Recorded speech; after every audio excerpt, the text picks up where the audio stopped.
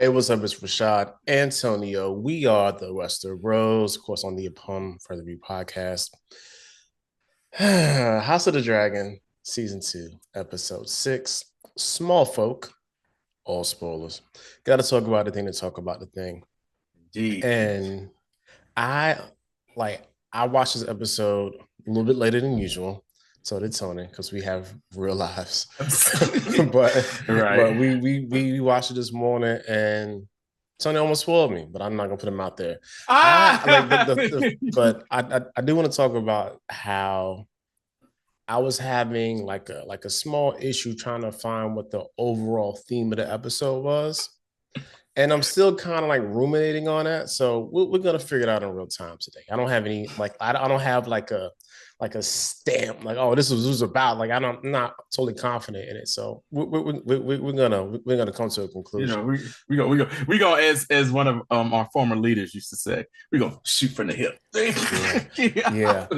But I do want to say this. If I want to make it like a real funny theme, the theme is gonna be Black jobs is on the rise because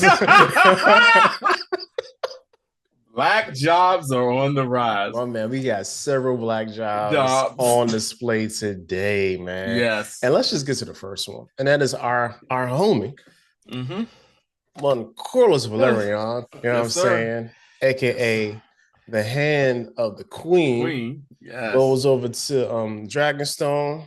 You know, on his first day at work vibes. Kind of just, getting the lay of the land, where my spot is at the table. I'm gonna put my little pin on. You know what I'm saying? I'm here early for work today. You know what I'm saying? Right. Early. I'm here early. And then, boom. Head on his finest threads, his finest Valerian threads and sigil rocking and everything. Yeah. Definitely. First day at work, coolest vibes. And he was he was ready to go. And I appreciate that. And then like a man ready for work. And then we just basically episode starts. And how you want to kind of go about this today? Because it's a lot. Matter of fact, let's do this. Let's get Daemon out of the way first. So Daemon, for some odd reason, my man is this bastard is still at the castle. My man is on his super ghouls and ghosts Castlevania. The Castlevania vibes are really like. I can see why certain people who last season were like really big fans of Daemon are disappointed in Daemon this season or whatever. Because rightfully so. Because last season he was the man of action. The man of action. We were all about coming into this season. Everybody has probably seen the meme by now. It's like, I'm here to, to take up for this man and all the war crimes he's about to commit. And we ain't seen not one war crime from this guy yet. Nah, not at all. He is slowly losing his mind inside this place, and he finally had his breaking point. So we see where Daemon is having another visual dream. This time we get our man King Viserys back. We get Patty back in the house. Patty, King Viserys is back. This is King Viserys. This is healthy King Viserys. Episode 1 King Viserys, and Daemon is reliving the scene from episode 1 of season 1, where Viserys was notified that Daemon had said heir for a day after Emma died, along with the kid that was the baby that was supposed to be his heir. And he's reliving this. And you see Daemon's talking about, like, dude, you still talking about it? Like, he's like, all these years, you still talking about this? And then he basically, Viserys is basically saying the line, like everything line for line, like you was mocking me in front of the whores, the vagabonds. It was another word he said. I said, damn, that's a good, you know what I'm saying? Oh man, because the word came out twice too. It's like, yeah, like, oh my god, I don't even I can't think of it. I'm gonna look it up. Go ahead. He was just going in, and Daemon was just like, I thought Daemon was going to be like, I didn't say it. Like, I thought that's what he was going to go and say. He didn't say it. He got lied, but you just believe who you want. But he was just like, man. Then finally, he was like, man, I got to get out of here. He was trying to, and like they was in his dream. He was back inside the throne room of the Red Keep with the Viserys sitting on the throne, and he was trying to get out. Like, help! He was beating on the door, couldn't get out, and then finally, Sir Simon, Sir Simon Strong came along and opened the door, and he was like right outside, like the dining hall. And he was like, my grace, are you okay? And then Daemon started tweaking. He pulled his blade out. Yo, what y'all doing to me? What y'all putting in my food? For real. One of y'all poisoned me. He was like, yeah, no, y'all ain't gonna get away with this. He was acting like, Denzel in Training Day. You can't do this to me. Can't call, ain't got nothing. I'll put cases on all you lockdown. 23 and a half hour lockdown. Shoe program. Pelican Bank. Like Daemon was tweaking. Like that's what I was getting from him. And he put the knife to Simon Strauss. Like, hey, yo, my G, we down with you. Like, you need to chill or whatever. And then he was like, yeah, no matter what y'all do. And then he ended it with, and stop looking at me. What did he say? Stop looking at me. And he walked out. And next thing you see, my man done packed his bags. He's like, I'm out of here. I done had it with this place. F this. And he's like, packs up like an overnight bag. And he's headed. At first, he packed a little whole bag. He packed the whole bag. He packed it overnight. I don't have to take this nonsense. I don't have to take this from y'all. And he packed his bag up. And at first, he went to the little courtyard where the weirwood tree is. I said, yo, is he about to cut down this weirwood tree? No, he was just, apparently that's kind of where Caraxes is like held off to, wherever over there near it. Yeah, it's like on the way. You got to go by on the way, because you hear Caraxes with his little strange gargling roar and everything. And then finally you see Alice Rivers, and she's like, look at you running away. She's just giving this dude hell, talking to him. You gonna run away? And he's like, yo, he says, yo, what did you give me? Like, he's blaming her. And she's like, and then he was just like, yo, I'm sick of this castle. I'm sick of that weirwood bed. I'm just sick of all this stuff messing with my head. And she was just mocking him like, oh, maybe it's the ghost of Heron the Black from the. And he was like, rubbish bullocks. He was so upset at her. And then finally she was just like, hey, yo, like chill out. Like you have these thoughts. This is all you know what I'm saying? This castle is basically projecting what's like your deepest, darkest thought. And then finally Daemon says, how would you, he says, I would look for your counsel. And she was like, Daemon Targaryen asking moi for help. He said, I said counsel. I said counsel. I said counsel. I didn't say help. On the real, that is such a man thing, right? That is such a man thing right there. I didn't ask for your help. I just asked, like, what would you do in this situation? Like, look, yo, semantics, okay? Now go along with me. I ain't giving you nothing else. Right, just come on, just give me that or whatever. And she was just like, look here, yo, the river folk are stubborn. It basically, they not gonna raise their banners for you. They already told you they ain't gonna raise their banners for you for everything you done did. The only person that you got to deal with is my man Grover. What is it? Grover Tully, man. You got to deal with him. And the Tullys, they not a powerful house. They ain't got a lot of money and stuff. But she said, for thousands of years they've been able to keep stable. They're the most stable house. They've been able to keep these folk in line, and these folk know when the Tullys say something cool. And he's like, yo, that man is on death's doorstep. He can't seal his bowels, which is still one of the funniest lines ever in television. He can't seal his bowels type stuff. And then he was like, hey man, he has an heir, he's Oscar Tully, and he is Oscar Tully, and he's the Lord Paramount, so just, and then he was like, man, what would you, he said, so you just want me to do nothing? And what did she tell him? She says, chill, be easy. Give it a couple days. Give it about 2 or 3 days. Give it about 2 or 3 days. Just do nothing. Just go on back, chill, and relax. And you see Daemon's like, all right, fine. I'll do that. I will, and since we stand right here with Daemon at Harrenhal, what ends up eventually happening near the end of the episode, he is like just trying to get some type of sleep. And he actually had another dream, but this one wasn't bad. And I do like this dream that he had. It was Viserys again mourning over the body of, we see a cameo by former Queen Aemma.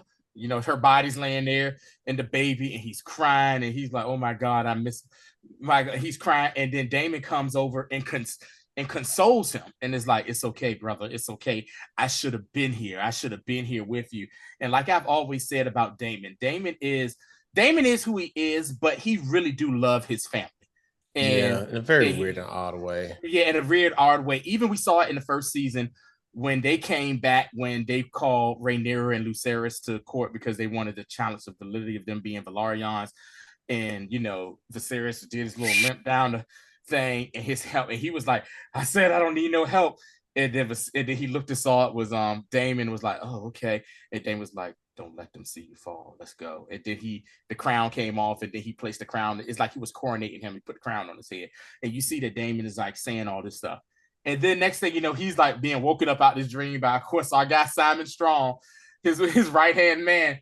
And he's like, Lord, he's like, got some good news for you, bro. Got your grace, got some good news. Kind of sad, but yeah, Lord Grover Tully has died. They tried all their maesters. We even sent our little, healer, Alice, to go do her thing, to go personally treat him. Well, he just ain't died. And then he was like, well, how did he? That's what he asked him. Well, how did he die? Because he was like, well, did his grandson take my advice and put a pillow over his damn face or what? It was like, we treat him. And then that's when he realized, she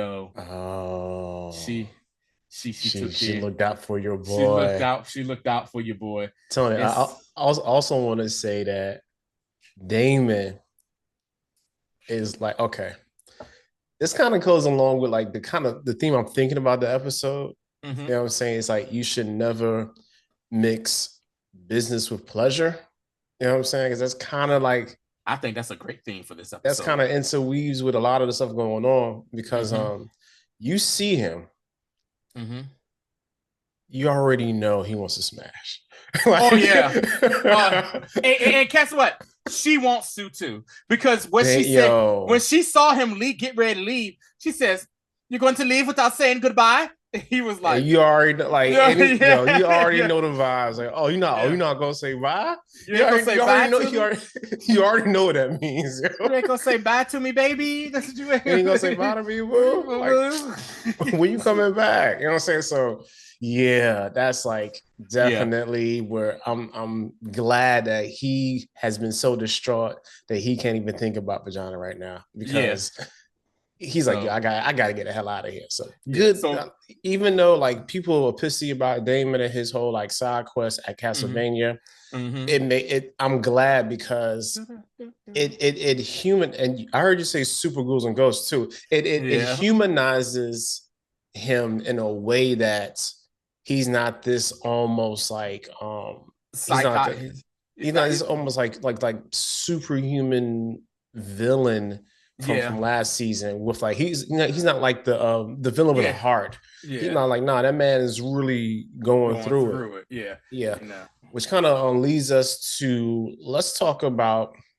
So we at Harrenhal. We just left Harrenhal. Matter of fact, let's go check on the greens real quick. Okay, so we are at King's Landing. We spent a lot of time at King's Landing in this right here. So and it kind of intercuts with the black, so we can kind of just weave between the two. Okay, so before we even get to King's Landing, the show opens up with our boy Jason Lannister. Jason Lannister is the twin brother of Tyland. Jason is the twin brother that was trying to seduce Rhaenyra in the first season when she was younger. Talking about we don't have a dragon pit at Castle Rock, but we have, we have the gold mines and all this stuff. when he was riding up with his army, did you notice the music? It was a Reigns of Castamere motif. You heard like the part of the da da da. They just helped that note out. Oh, for real? I ain't even noticed that. And then just go da da da, and they hold it. They don't go into it, but they just play that little opening motif to it. Good and catch, just hold it out. So he arrives at the Golden Tooth, and he meets with his vassal lord Humphrey Lefford. That's an ugly name. That's a horrible name. And they're expected to join forces. And Humphrey's like, my lord, I got 500 soldiers here, this and that.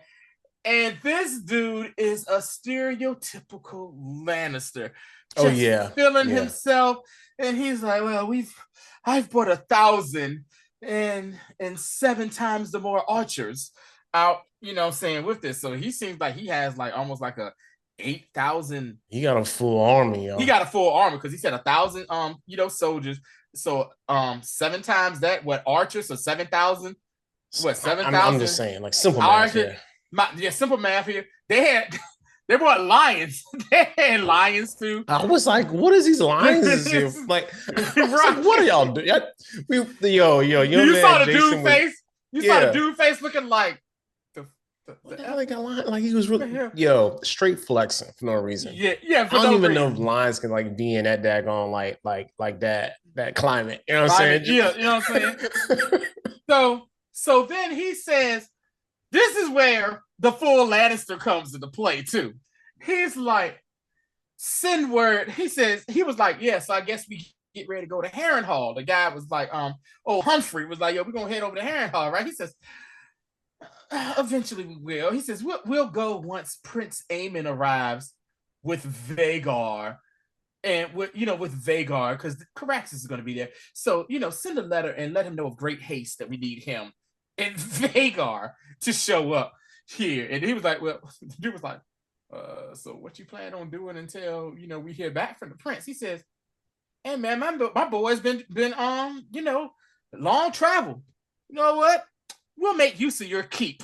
They need some food and stuff like that. The next thing you know, we cut to King's Landing. And boy, oh boy, Aemond is pissed. He's reading that scroll, and he said, who the hell he think he is summoning me with great haste? And the whole time, I know Talon was like, oh my God. He's trying to get me killed. We got the same face. So they're gonna want to kill me because or whatever. And he's like, hey man, what's up with your brother? Y'all ain't got the army, and everyone's like, just and then like it's crazy because you see Alicent is trying to interject and getting 100% ignored by Aemond or whatever. And so a couple of the small council people they come up with ideas. Of course, Tylan is like, hey, we should go into become allies with the Triarchy, which we know are the ones that Corlys was in war with in the first season. I said, these folks are Aemond is smart, but like his crazy is overcasting his smartness, because the Triarchy is not gonna try to be down with the daggone crown, like at all. So he's like, so they're like, do a Triarchy to break the Valerian blockade. And he's like, yeah, I'm getting tired of the blockade. Aemond then orders, and so everyone's like this. And then even who was it? One of the other council members was like, because he was like, yo, we need a navy. And the Hightower and the Greyjoy navy ain't gonna get it. No, the Hightower and the Lannister navy ain't gonna take months. The Triarchy like right there across the right there across the sea, across the water. And then somebody says, well, maybe we can make a deal with the Greyjoys. And the Greyjoy, the guy that's in charge of Greyjoy right there in the Iron Fleet is this dude. I forgot his name, but he is known as the Red Kraken, because they say this dude is a bloodthirsty mofo. And there was like, and he was like, the Greyjoys, they kind of prickly themselves. They was like, well, what if we sweeten the pot and offer him a marriage to the Dowager Queen? Alicent said, absolutely not. We are not about to. She said, absolutely not. Y'all, I was forced into one marriage. I am not about to be forced into another marriage. This is what we now. And you saw Christian Cole's face like, what? Like, wait a minute. Hold on. And so Christian Cole is like, yo, he also Aemond orders Christian to basically meet up with his uncle, not his uncle, his grandfather, good old Otto Hightower. Because meet up with Otto Hightower. And he's like, hey, meet up. Y'all gonna meet up to help them come along and join the army so the army can be really, really big. Was this also the same scene where no, this wasn't the same scene where Larys was like, no, okay, it's another scene. So that comes a little bit later on. And so he gives everybody their orders.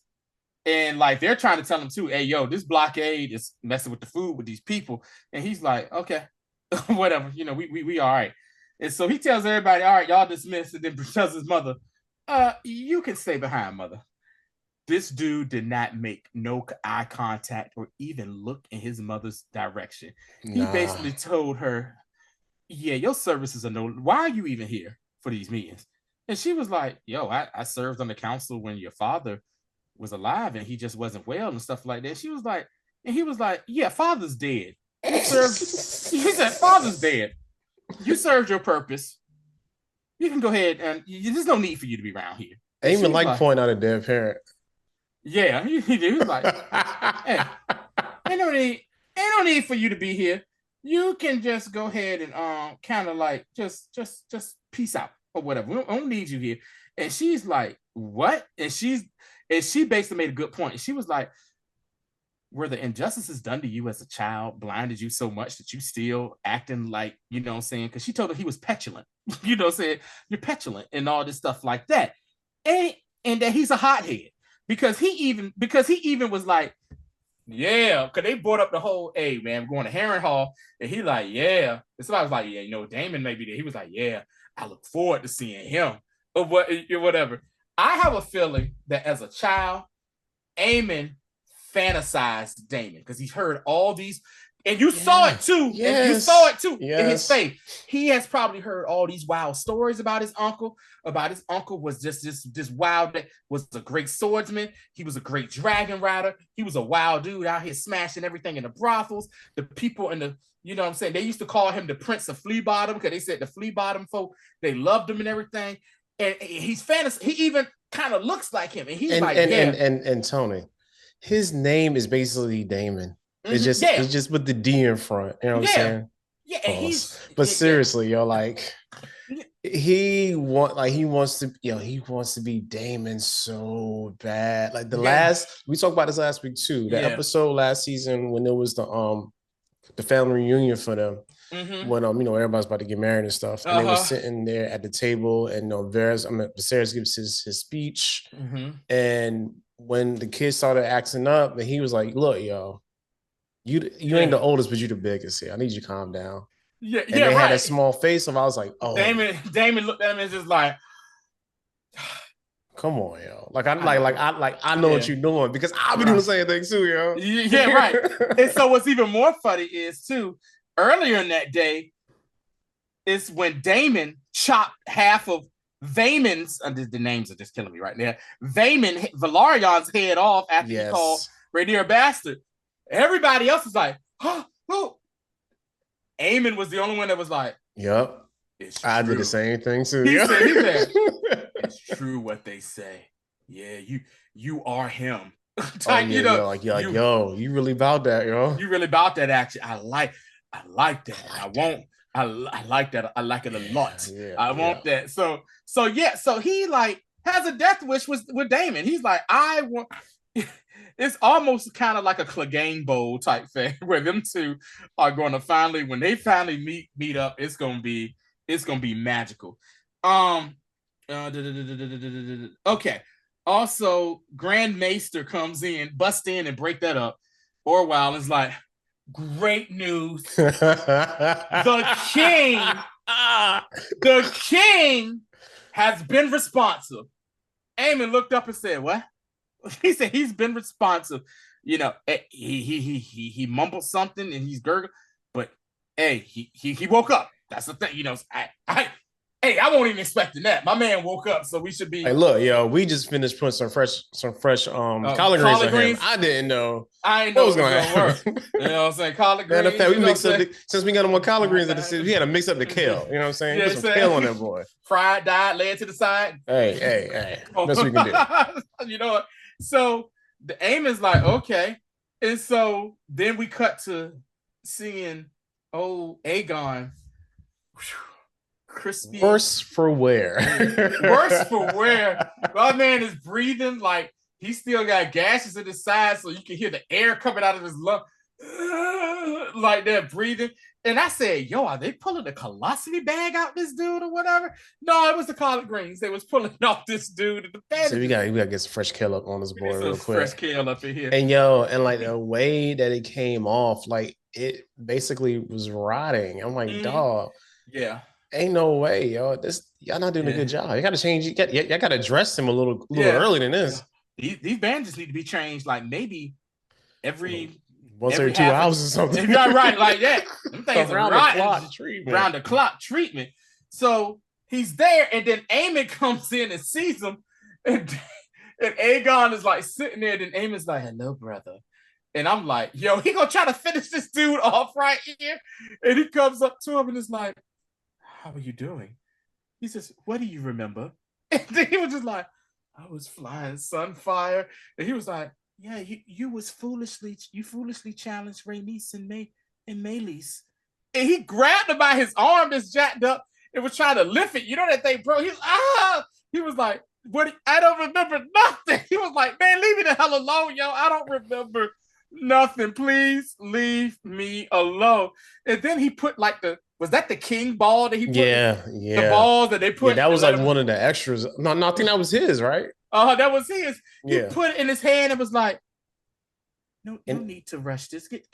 And then press that joint like push on that the side of his right chest to the side, and rib cage that's area. Crispy. Oh yeah. Aegon was like, he couldn't even scream. He just was right. And then Orwell comes in and he sees him. He was like, "Improvement, but it's going to be a long recovery for his grace." And Orwell is like, "So make sure he's comfortable. Orwell was like, "Yo, I don't know if I should report this to somebody, but this dude right here, who am I going to report it to?" Right. You know. So also in King's Landing, what we see is that before Christian Cole is about to leave, Alicent goes out to the courtyard and like she was about to go talk to him, but her brother stopped her. Gwaine. Oh, Gwaine. This battle to make Gwaine a little harder, and it made him be like, "Yo, this whole war battle thing ain't really what it's cracked up." Like, I really wish I could just go back home. Yeah, you know what I'm saying, the Hightower. And you know, Gwaine basically lets her know, like, she's like, "How's father?" She was like, "Hey, I tried to send some letters to father, and I'm not hearing back from him." And he was like, "Well, I've been here." So he was like, "I'm surprised he ain't talked back, considering you his favorite and stuff." And she's like, "What?" He was like, "Man, come on, yo. You already know. You already know. Stop, man." He said, "Y'all left me when I was 8. I was the oldest." And then she was like, "Well, you were the oldest. You had to stay to learn how." He was like, "Yeah, man." She was like, not even that, Tony, but she said, "Not only did we leave you, but you also was a motherless child." Mm-hmm. So that boy had nothing. Because sometimes I feel like a motherless child. Wu-Tang version. All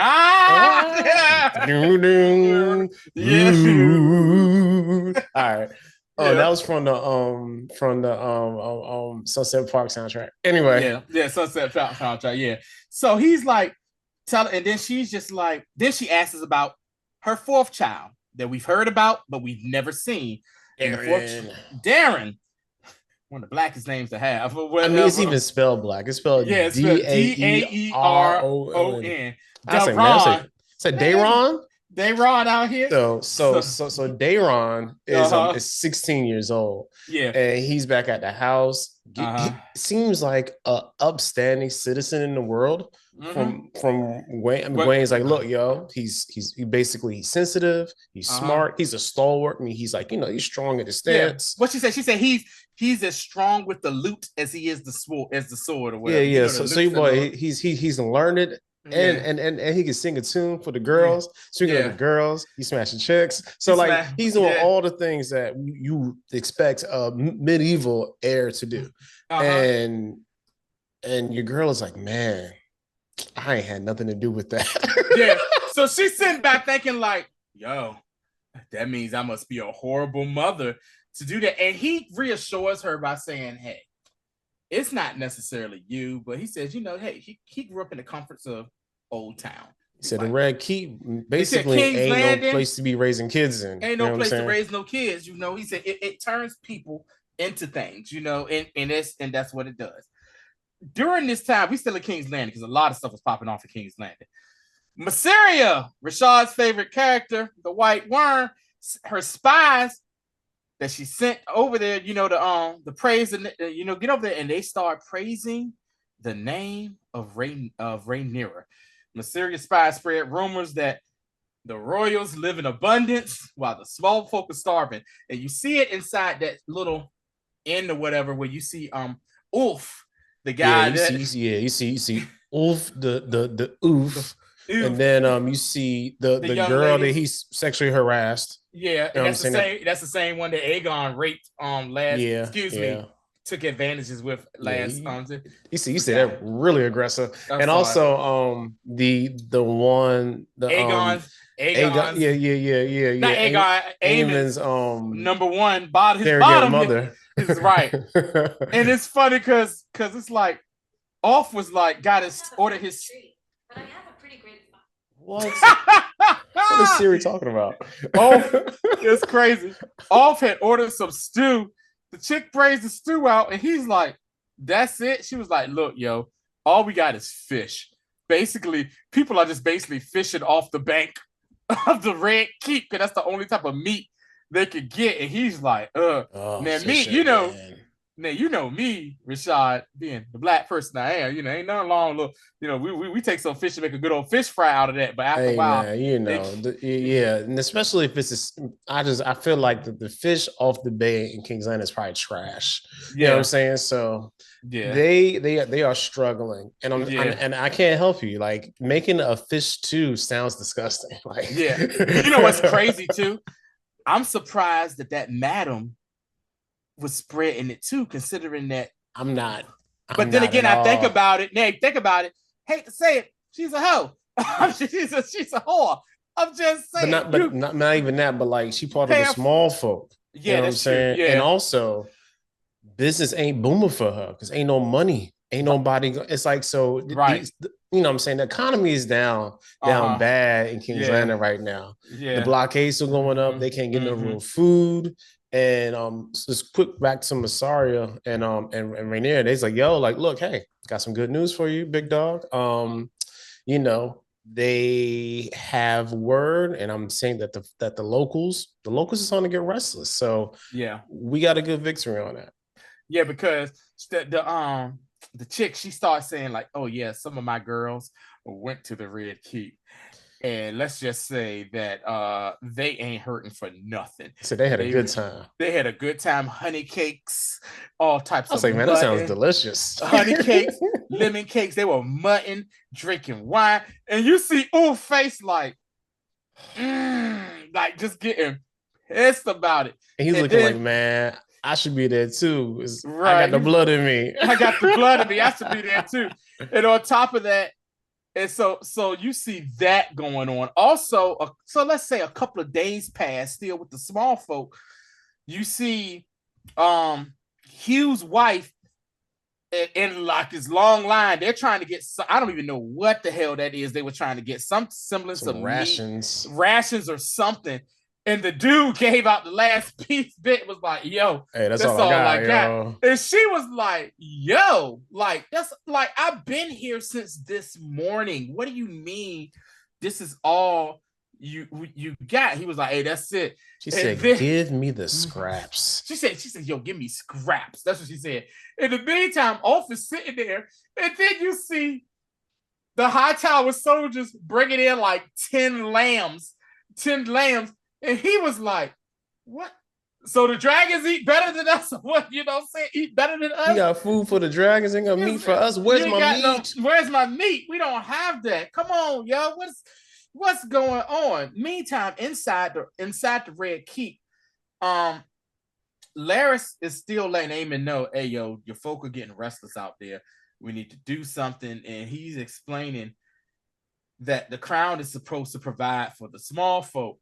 And Larys and Aemond was like, yeah, blah, blah, blah. And they even brought up to that, hey, yo, you need a hand of the king, you know what I'm saying? Like a hand of the king here since Christian Cole is gone. Yeah, but even before that, like Aemond's retort was, why y'all not letting them know that this is Rhaenyra's fault? Like, she the reason why we got the blockade. That's not my fault. He said, look, people looking for you for strength. You know what I'm saying? And people are looking for the crown to help them in their time of need. And right now they need. And he's like, yeah, how about we get some action, get the blockade down, and then the small folk can get their food back. Right. I don't understand. Like he's so pragmatic about his approach that he's not seeing the bigger picture. No, he's not. So Larys is like, fam, like, you do know I can kind of help you with that. That's what I'll be doing. You know what I'm saying? Yeah. Like, you know, Christian Cole was your bro's hand, and I can be your hand. And Aemond was like, well, you know, I think I do need your help with something. And he was like, oh, your grace, man. I'm honored. He said, no, I know what you're doing. You think I'm sleeping, don't you? He called him a toad. He said, you toad. Yeah. And he also called him a lick spittle. That was the word that we forgot. That's the word we were looking at. Lick. Yo, that is some hardcore lick spittle. That's what he called him. Spittle. I said, yo, that sounds crazy. You know what I'm saying? Yeah. So he called him a lick spittle, and then was like, look, what I'm not going to do is have you be my hand, but what I do want you to do is to go fetch my grandsire Otto. And I was like, yes. He said, even though my man was kind of cautious, but I know for a fact he was down for his family first. You know what I'm saying? So I was like, that's smart, because now he I like, and this is where, like, okay, Aemond, you think it's smart because you already know you need somebody to help rein you in, and he don't respect nobody else. You know what I'm saying? And very unlike Aegon, where Aegon wasn't respecting the council, Aemond looks like he would. Also, a lick spittle is a noun. It's a fawning subordinates. Also, toady. You know what I'm saying? So. A gopher. There we go. Like little gopher. Yeah. So next thing you know, what ends up happening is Larys is like, all right, I'll do that. But in the meantime, let me go holler at Aegon. He goes and visits Aegon at his bedside. And his nurse or whatever is about to give him his milk of the poppy or his pain relief. Because Orwell says that he sleeps 9 out of 10 hours a day or whatever. And he's like and she's going to give it. It's a lot of sleep. Right. And he can't wait. He's sitting there like, oh. And then he pushes it away. And he's like, oh, God. He's like, God, please give me this. And like Larys like basically tells him, look here, man. Your body is effed up. You ain't going Yo, am I lying, Rashad? That's a your body's effed up. He said, you ain't gonna never run again. You probably ain't gonna never ride a horse again. You ain't riding that dragon no more. Definitely riding a dragon. You get no more. Like, dude, it's up. Your body is broken. He was like, yo, when I was born, you know, I came out kicking, screaming, and crying, and my foot was all, you know, jacked up. You know, my father thought somebody put a curse on the household or whatever like that. He says, look, man, he says, the only thing you got left that you need to keep strong is your mind.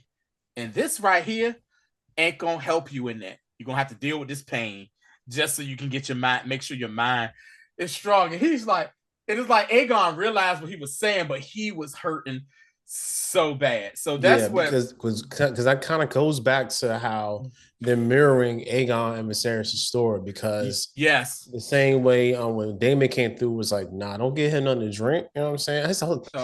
Yeah. Some strong tea you drinking here, my brother. Mm-hmm. You know what I'm saying? So right. that whole and then thing, remember when they was changing his rappings too, when he said he was telling Otto, I want to have dinner with my family. He was like, Your Grace, this morning. He says, I know what damn time it is. He was like, you keep giving me this damn milk of the poppy to drink. He says, I ain't that crazy. He said, I know what time it is. I want to have dinner. I want to have supper with my entire family. Like, make it so or whatever. So after that, we cut to a scene on the little shore of King's Landing. Like I said, King's Landing was a big part of this episode right here. Yeah, major. And you see people trying to dig into, like, for little your man's out here crabbing. They out here trying to get like shellfish, or whatever they can. Yeah. And the next thing you know, they see a little mini boat pull up. And he looked, and it has the Targaryen seal of the black fields with the red dragon. And he's looking like, what?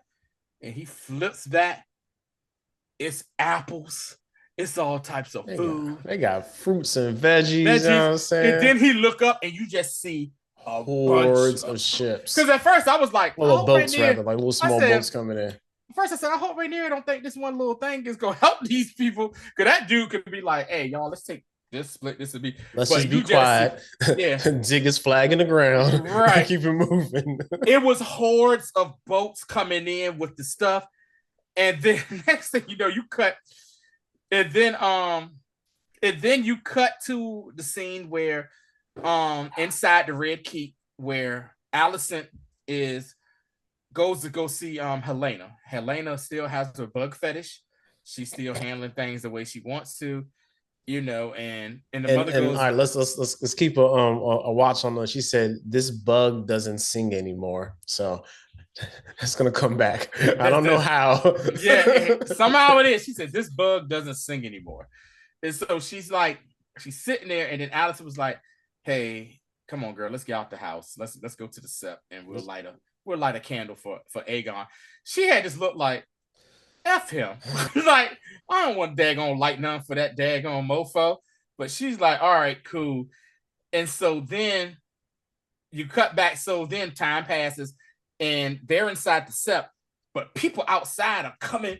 It looked like a scene of folk looting after like an event. Like, oh boy, look what we got here. And he walking and he like, yo, where y'all get this food and stuff for this? Like, Queen, like listen, they ain't say princess. Queen Rhaenyra sent ships onto the port and it got food in it, everything you want. He like, yo, when you see everybody running, offset, I'm not about to run all the way there. He says, give me your feet, Jack the dude. Yo, was like, no, it's not. It was so necessary. I was like, crushed that old man, yo. I was like, Hugh, come on, bro. Took his cabbage and carrots. You know what I'm saying? Took his cabbage, carrots. They said, oh, and they're gonna leave, and then it's just like people are just craziness, fighting for food. It's a mob mentality, yo. Mob mentality, yo. And then you go back inside the sept, and you see that's where you see Alicent and Helaena. They're praying, and like one of the guards come and say, "Hey, yo," he said, "Your Graces, we need to get out of here right now. It is crypt." And so they go outside, and you see like they got the guards or whatever got it kind of blocked off enough, but people are still there, and they're like, "We want food. Rhaenyra cares about us even in our time of need. Queen Rhaenyra." And then possibly the funniest thing that happened this episode, my man said, "The Dowager Queen, the Queen of Fish," and he threw a raw fish in her face. I just want to shout out what's the actress's name that plays Olivia. Yeah. That thing said splash here. Yeah, the face she made when she got smacked with that fish. It was a face of horror and shock and like disdain. It was so many emotions in that one face she made. And that's probably one of my favorite parts of the whole the whole episode. Yeah. And they threw that in the face, and the mob started kind of getting closer. And then all hell breaks loose. At one point, you see like the queens were pinned against the wall, and none of the guards were around to stop them. And then you had some other guards in. They was like, "Yo, get them to the wheelhouse," and they got them in there. You see one of the king's guard. I think that was it was either Cooper or Brett. It was one. Yo, I said it was either Cooper. I know they won't think it is. It's either Cooper or Brett. Because Demetrius was like, absolutely not. Demetrius won't there, but Cooper, one of them proceeded to get straight jumped. They daggone went to work on that dude the whole time. I kept, fight back. I was like, yo, they about to kill Cooper. Yeah. The townsfolk went to work on it. And then once again, like I said, we've said it ever since. Helena has some type of is on the spectrum somewhere, because she started tweaking because all them people was around her and surrounding her and stuff, and they were able to finally, get them to the the wheelhouse. But all hell is just breaking loose in King's Landing after all that with the food. And that's pretty much everything that happened on good old King's Landing. Let's go to the Vale real quick. Yes. All right, so we got our homie Baela. Mm-hmm. And she's walking with one of the smaller kids, you know what I'm saying, going on a little. I think that was Joffrey she was with. It don't matter. Who's walking with one of them, and she's like, just saying, like, look, yo, like, hey man, we ain't really trying to be here. Yeah. I get to understand. And he's like, man, I just want my mom. And she's like, oh, my mom's dead. Yeah. Calm down. At least you got a mom to go to. Yeah. So I mean, but like, of course she ain't saying it for real. Mm-hmm. So she's walking and she's going up this little hill, and then she sees this like open charred land and like charred animal remains, lambs on her sheep and stuff like that. Whatever, grazing smaller animals. So she goes back into the castle, and she's like pissed. And I thought you said y'all ain't had no dragons. She said, "Look, hey, say, hey, girl, Prince of Pensos said y'all can come through." You know what I'm saying? Your Rhaenyra's kids and their half sister too. Yeah, so like that was mad disrespectful. She was really ready for them to get the hell out because she's pissed off about, I guess, the circumstances. Like it's funny that like their little back and forth is so funny, man. Because she's just so petty. Because Joffrey, which is the youngest strong baby that was born, he's going to stay there with Jane Eyre, but Viserys the second and Aegon the younger, which is Viserys too. They're supposed to go to Pinto, but she really was trying to get them to go, and then she was like, "Hey, yo, by the way, I thought you said want no dragons," and she was like, "Yeah, it's been here for a little bit up in the mountains and stuff, and it comes to." The Maces say that it's kind of widening his range because it's hungry, but it's a wild dragon. It's a wild dragon. Alas. And she was like, alas. So much sass from them. So real quick, what I think they're doing on this show with this is they're combining Rhaenyra's character with another character that's in the books. Okay. Cool. Because in the books there was another young lady, she was black by the way, named Nettles. And Nettles was like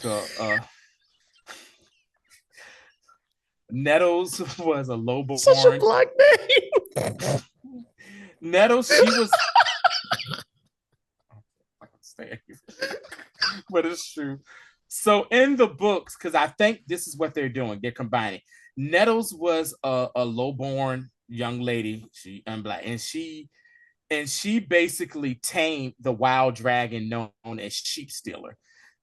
And the only reason she tamed, and the thing is, Nettles, it wasn't believed that Nettles had any Valyrian blood or any Targaryen blood in her. How they tamed, they said that she was bringing sheep stealer sheep. Like, hey, here's another sheep for you.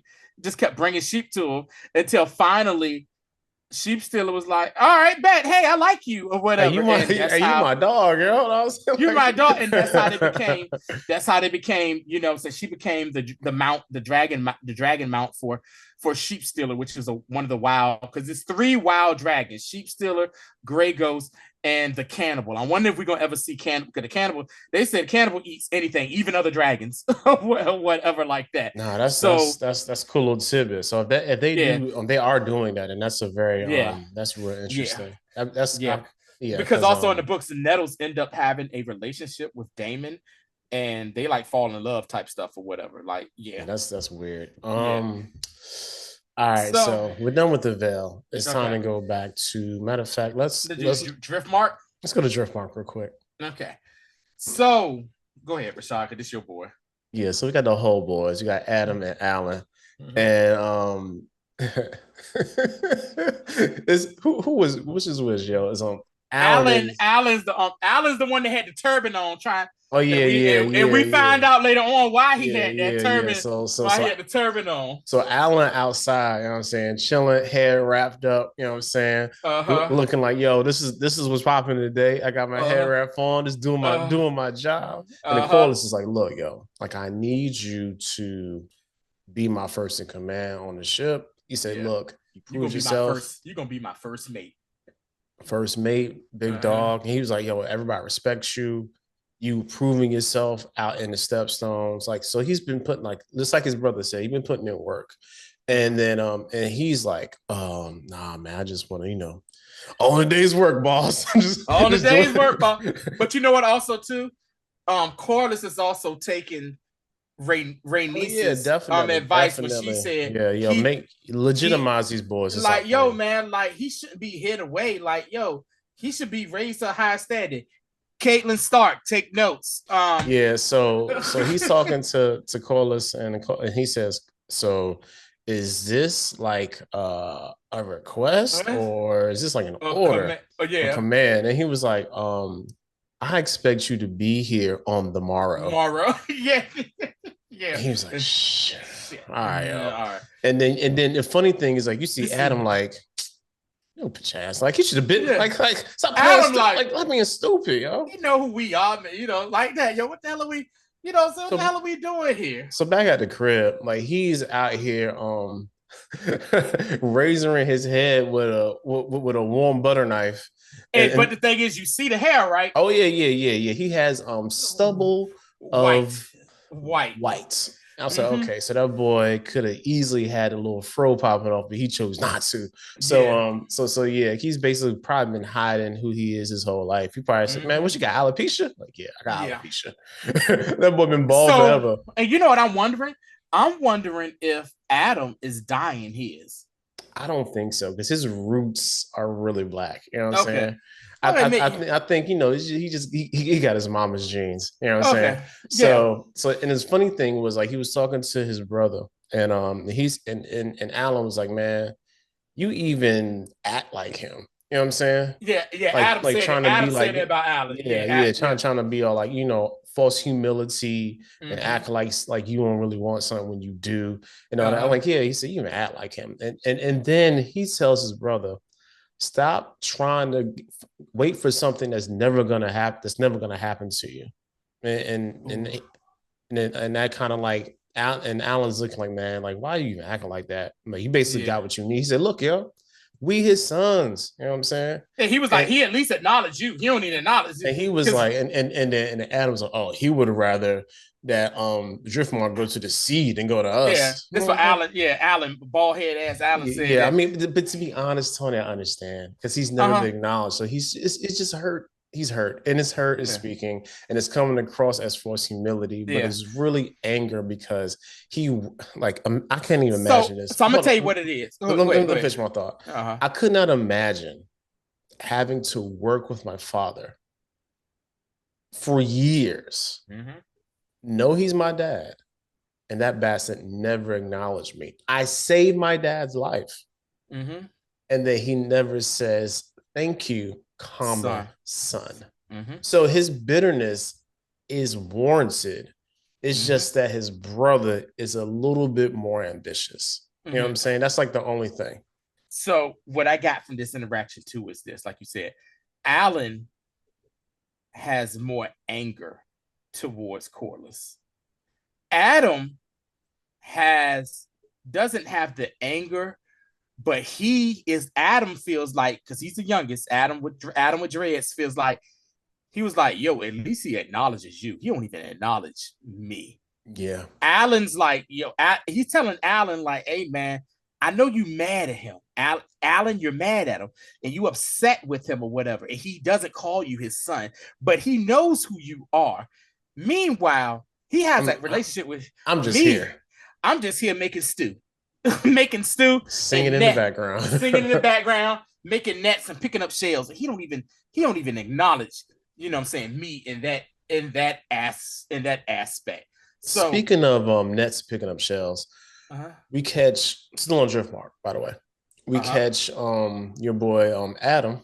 You want to pause until we talk about how this started on the and then come back to end it with that right there, because that's kind of the ending of it, the episode. We got to really talk about what happened at Dragonstone. All right, let's hop over to Bay real quick, because I feel like Driftmark and Dragonstone is like 30 minutes away. They are. If on the map if you look at it, they're like 2 islands right there beside each other. Cool. All right. So back to Dragonstone. Okay. And we have.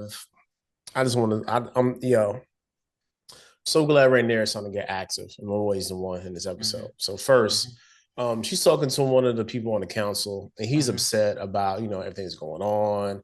Before that. My bad. I'm sorry. So we start off where they're having the meeting. This is where we left off, where we saw Corlys like, I'm fresh and everything, and the meeting's about to start. Mm-hmm. They call in Sir Stephen Darkland. And Darkland is the Queen's Guard, of Rhaenyra, that went with her when she went on her secret mission to go see Alicent at King's Landing. Yeah, whose daddy died. Daddy died, right? And his dad died. His dad was the one that got beheaded by Crispy Cole. So she explains to her, and that, like, this is what my plan is right here, and that she says your grandmother's she said you are of royal. She said you are of highborn, and your grandmother's grandmother was a Targaryen. She said, yes, you're one of my elite employees. And it's crazy because it's like, you know how many generations that is. Tony, when I saw that, I was like, grandmother's grandmother. That's like, yes, that is origin. Yeah. 5 generations. Grandmother's grandmother. So we got mom. We got mom, grandmother. That's his grandmother, and then her mother, great grandmother, then her grandmother's grandmother. That's like 6 generations back. Yeah, that's 6 generations back. She said it's a Targaryen. Tony. She said that's that 1 drop rule. Oh, dead ass. That's definitely the 1 drop. The 1 drop rule. That's just like, what's his name? The coach of the Miami Dolphins. He was like, "Yo, I'm a minority." Everybody was like, "What?" And it's like, "Yeah." He's like, my great grandfather was black or something. He was like, "Huh?" Whatever. He doesn't look it, but that's apparently what he is. So she was like, so we got dragons and we're gonna see if we can claim them. And she says, we got Vermithor, Silverwing, Seasmoke. We think Seasmoke just lonely or whatever. Because she gave it away counter right there. Mm-hmm. She ain't dead, but we'll see what happens. So they go to the Dragon Mountain, and you see the dragon trainers, and the first thing they're doing is they're singing that Valyrian dragon lullaby that Daemon had sung to Vermithor at the end of the first season. We got that cool shot of Vermithor. Yeah. And like all the and you see like Rhaenyra and Jace are back because this is their plan. They're watching it, and you see the dragon trainers. They're singing the lullaby, and Stephen Darkland is standing there in the middle because she tells him, "Listen, there's great peril in doing this. You don't have to do this." But he was like, "Oh my God, the dragons are gods. I am but a simple man. Sign me up, boss. I want to ride. I want to fly a dragon." So he was down for it. And she's like telling him like, "Hey, this might not go as planned, but if you," and then he goes on to say, "Look, I took a vow to serve you. It will be my honor," or whatever. So they're singing the Valyrian dragon lullaby. And who comes up? Old Seasmoke. and they're speaking High Valyrian. You know, they're like Umbas Seasmoke. You know what I'm saying, you know, speaking of serve, you know, easy or whatever. And he's speaking, and they're telling him, hey, don't show any fear. Stand your ground or whatever. And at first it seemed like Seasmoke was like, all right, cool. Seasmoke dropped.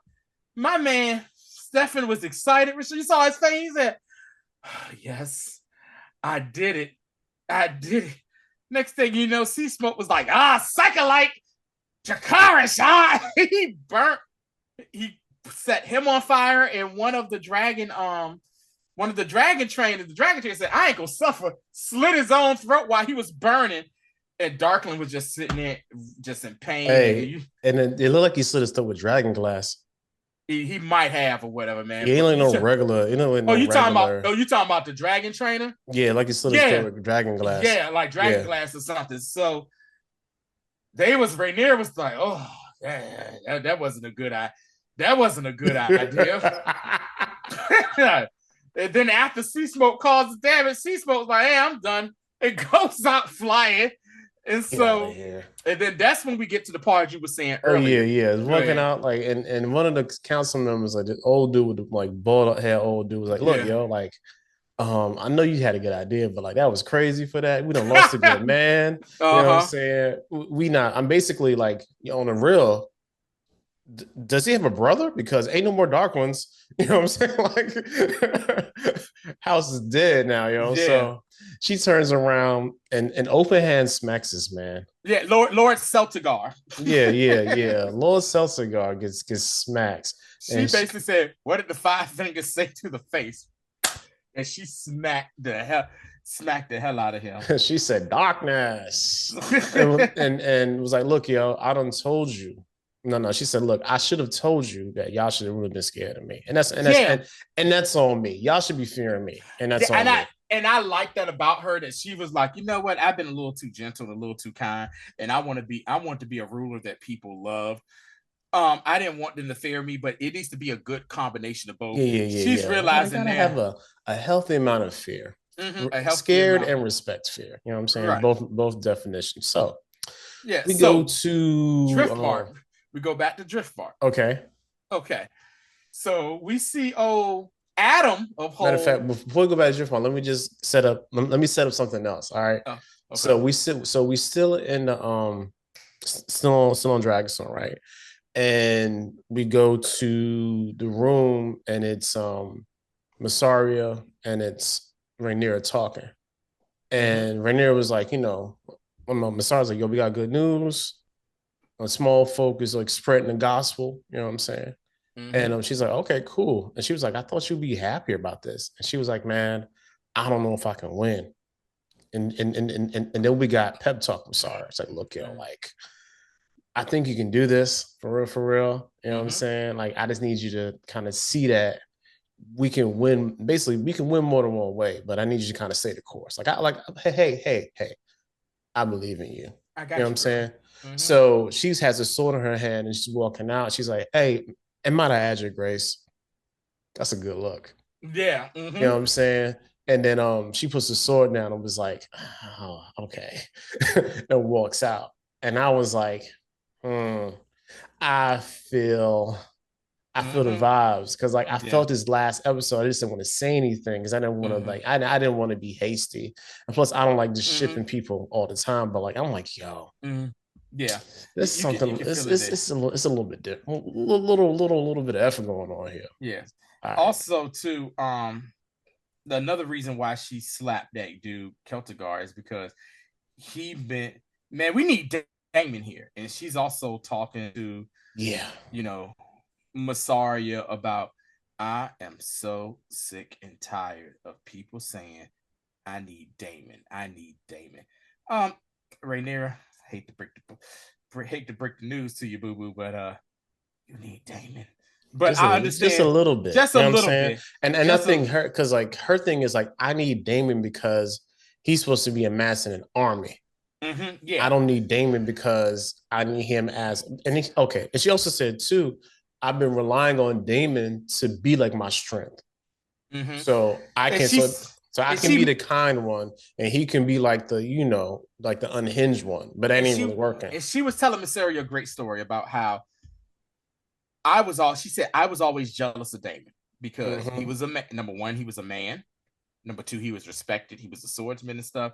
I wanted to be like that. He can come and go as he please. And remember, we saw that in once again the pilot episode of this series when young Rhaenyra and Alicent was there, and Alicent was kind of like, "Hey, we got to stay up on our lessons on the history of Westeros." And she was like, "Girl, man, all I want to do is fly off with Sunfire with Syrax and you and eat cake all day. That's all I want, so that's all I want to do or whatever." And so she's explaining to her that, and then she's like, Daemon wishes that he was me as far as getting the love and affection, and that, and as far as the title of heir that my father gave to me, he really wanted that. Yeah. And then Misarya goes on to tell, Rhaenyra her past and about how she became who she was, and said that basically, I was like, this was like sad origin story episode between Larys and her. I was like, So basically, like, her dad was abusing her, and then for all intents and purposes threw her away. Hence why she has the scar. Like, her dad gave her that scar. And in that process, she was about to have a child, and now she says, I can no longer bear children. So it was pretty which makes it even more understandable why in season 1 when Daemon was like, she pregnant, and she looked, it was like, okay, and walked away because she was pissed off. Like, I don't even have ovaries anymore. What you talking about? You know what I'm saying? So like, because she got pregnant with her father's kid, and he basically got rid of her. So that's the type of abuse her dad was doing to her. And she said that she promised herself she would never care about anybody else again. And she was like, that was until I met you, and I see the goodness in you, and you'll be a great ruler. And then Rhaenyra was like, I'm so sorry this happened to you. She runs up, gives her a hug, and guys, we know that move we do when it's somebody we feeling or whatever, and we work on that first.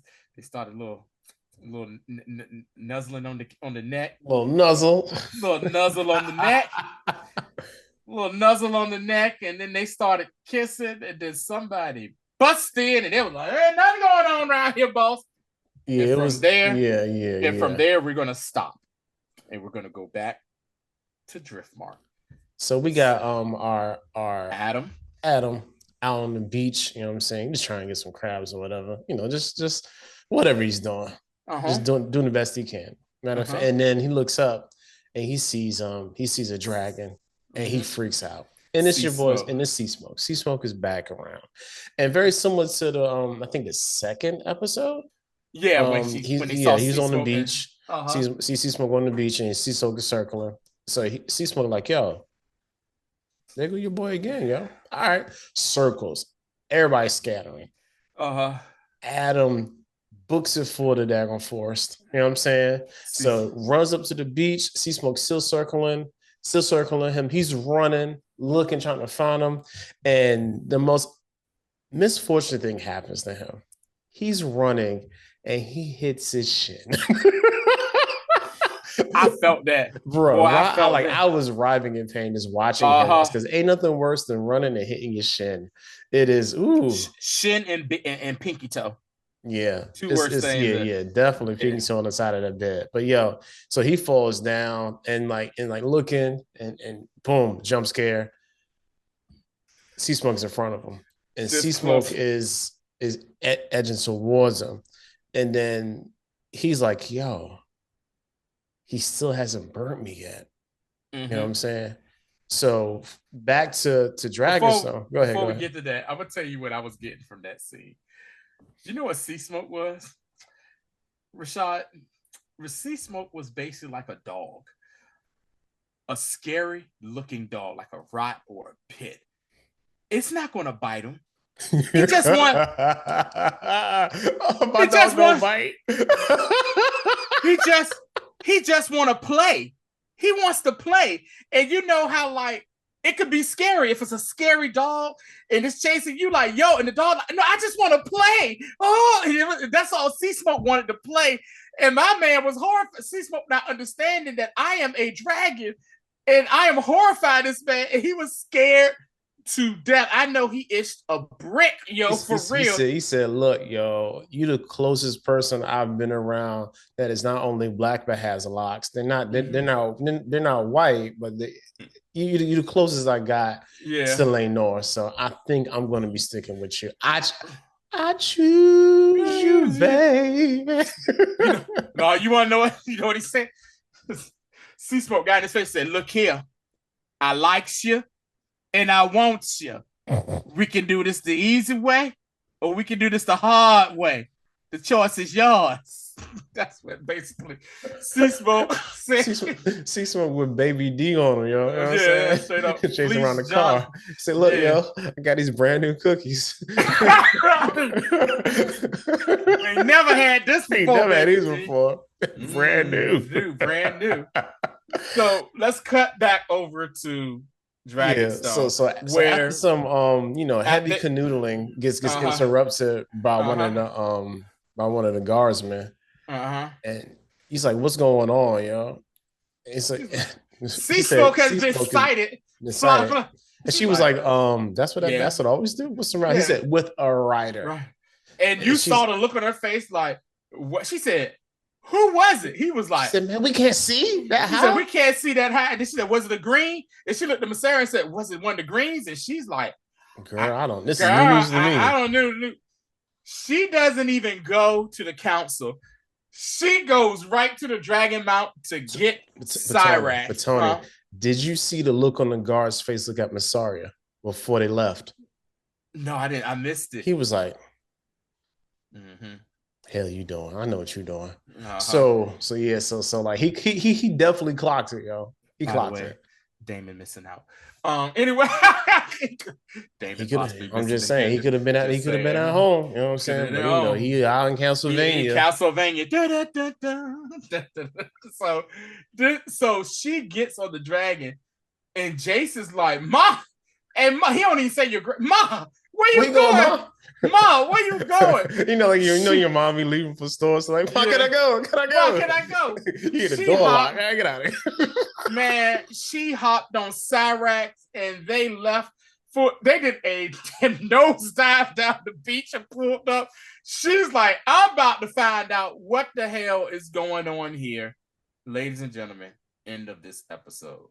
This was a fantastic episode. Yeah, and I have to be very honest because I watched it the first time. I was like, okay, we got a small setup. But then the more I thought about the setup, it's so. I'm being really honest. Like just seeing that black dude on about to get that dragon, maybe it made it all worth it for me. Yeah, man. You know what I'm saying? But also thematically seeing how we really shouldn't be mixing business with pleasure is kind of like between because like I love Misarya. But Misarya should not be giving up the draws to Rhaenyra. That's one. Two, how the end of a relationship with Chrissy and Alicent, that's definitely mixing business with pleasure. That messed her up all the way because I'm pretty sure Aemond knew that his mom was getting smashed. Cheek slapped. Yeah, so now we got like you know what? I don't even join the council.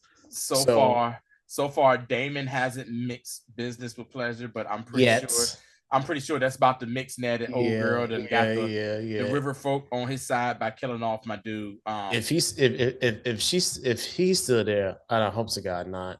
He definitely gonna hit that, and he gonna have the flip flam all in the system. Then you know what I'm saying? With the flip flop on that. Yeah. I actually saw that the other day too. Yeah, that clip. Almost sent it to you. Almost sent it to you. I said, nah, I ain't gonna do it. So yeah. So that and just like the realizations of like yo, this is war. I forgot who said it. It was like, yo, like they fighting down in so and so right now. Like, yo, they like this is we really in a war right now. Like, I need you to understand that. So everybody is trying to like kind of hunker down and strategize the best they can. And I'm just saying, like, okay, episode 7. If we get the return of Otto Hightower, and we get to see a black dragon rider, like it's gonna be amazing, yo. Yeah. Like, and even then, and even if we get to see Baela try to tame that sheep stealer, so that we'd be like, yo, we up. I'm sorry. Nothing can stop us. We all the way up. Because So, it's like I can't wait for next episode to see how Rhaenyra approaches, Adam with Seasmoke, how that works. Also, too, how the ramifications of the riot at King's Landing. yeah, I definitely want to see. yeah. Definitely want to see how that plays out. And Aemond about to be pissed. yeah, he about to be pissed, especially the fact that his mother was in danger, and also I don't think he cared about his mom or sister. The fact that Queen Rhaenyra's name is ringing out in the streets, like Marlo from The Wire. You know what I'm saying? Yeah. Well, Marlo said he said my name in the streets. What are you talking about?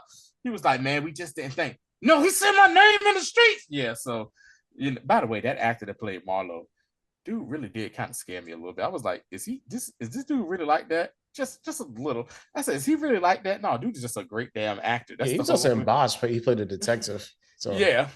So, man, another great episode of great dialogue and character building and story building. And I mean, I forget how many seasons. I think they said 4 seasons of this, maybe 5. 4 seasons. About 4 seasons of this. So we coming to an end of this season. Hopefully, we don't have to wait another 2 years before saying this. Nah, I think HBO is running these joints like back to back, so we won't have no GOT lag.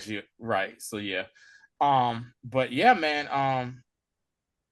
Yeah, I think what you said though is a great example of this mixing business with pleasure. Yeah, man. Yeah. So if y'all see it another way, definitely let us know in the comments below. Appreciate everybody who's been checking us out. Commenting, liking, sharing, do all the things, man. Again, like we said when we started and we did the season 2 preview. This is by far our most favorite property to talk about because the fandom with Game of Thrones it's I don't know, it's not as toxic as like Marvel and damn sure ain't as toxic as Star Wars. Because let's say something real quick. So for those of y'all that maybe haven't seen our other review of The Acolyte, I just want to say that me and Rashad this past week, we've really have dealt with some toxic stuff coming there. But this past week, oh man, we struck a nerve. We really pissed some folk off on a nothing post. Like so innocuous. We pissed some of these people off who act like George Lucas personally is their pen pal letter and tells them everything and not looking. But the best part about it for us is, you know what? Cool, you got your opinion. That's all right.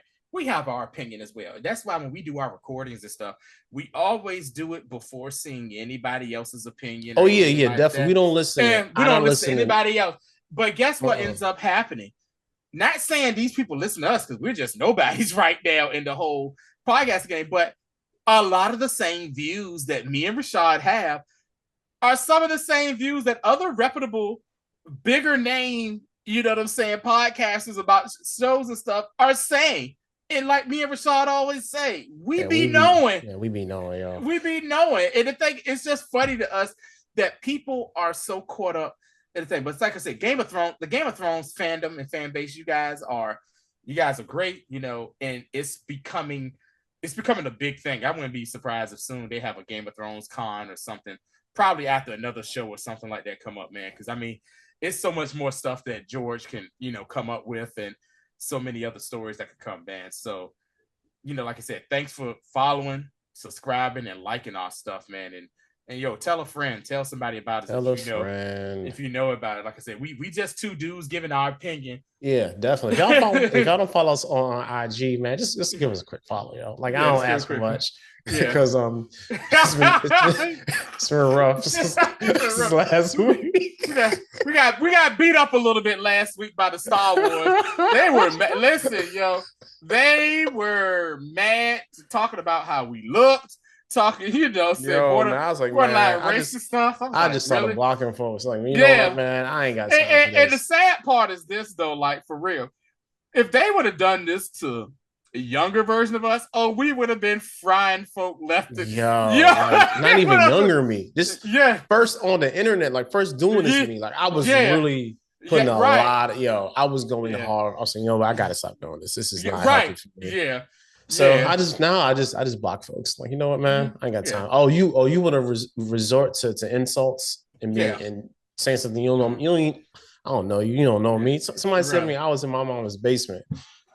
Is it like my mama's basement? Right. You know what I'm saying? My mom ain't got no basement. Right. You know what I'm saying? So like, I was confused. But anyway, we thank y'all. We will see you all.